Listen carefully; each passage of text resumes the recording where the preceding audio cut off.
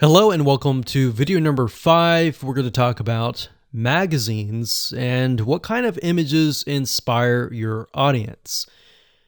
Now, the reason why we're going to be using magazines is because this form of content marketing uses a lot of images.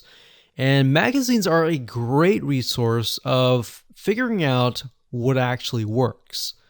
Now, if you think about it, magazines, a lot of them are run by big companies. Yes, some of them are run by smaller companies, but for the most part, magazines typically invest millions into finding what works and what doesn't.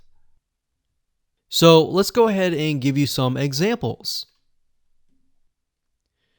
Okay, so finding magazines are actually very easy to do. All you have to do is simply go to google.com, type in the keyword, and then space magazines. So in this case, we're going to stick with knitting. So we got knitting magazines. And as you can see, there are all sorts of knitting magazines here. Now, what we're trying to look for here are patterns, similar things.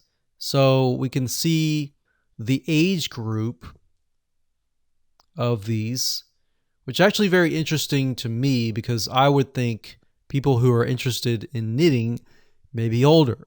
But this actually shows me that I am wrong. So what we want to do here is we want to go to these pages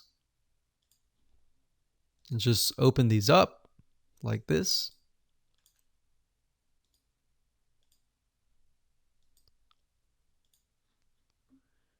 And let's just take a look at a few. Okay, so now that I've opened up these magazines in different windows, you'll notice one thing in common. They will tell you about the magazine, they'll give you some reviews, but it won't really allow you to look inside of the magazine.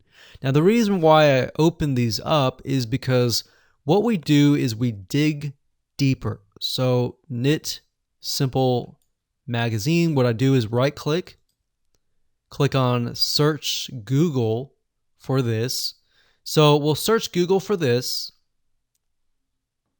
We'll scroll down until we find the website. So if we scroll down, we can see it is knits or knitsimple.mag.com.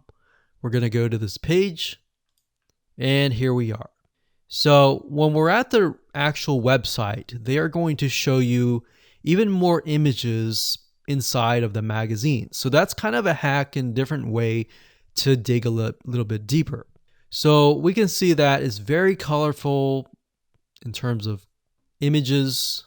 They use a lot of blues. I've noticed that with the Spruce website, and then of course this one here. And what we're looking for is a pattern. So they use a lot of pinks, a lot of blues, a lot of yellows.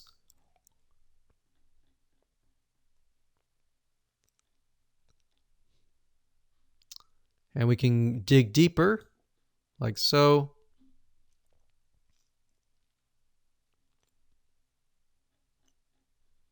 So what you want to do is simply look through this and get a better idea of the different images, the different colors that stand out. All right, so I'm going to close this down. I'm going to go to the next one. This one is Interweave Knits Magazine. I'm going to do the same exact thing. We're going to right click, do a search on Google, and see if they have a website. And this one looks similar.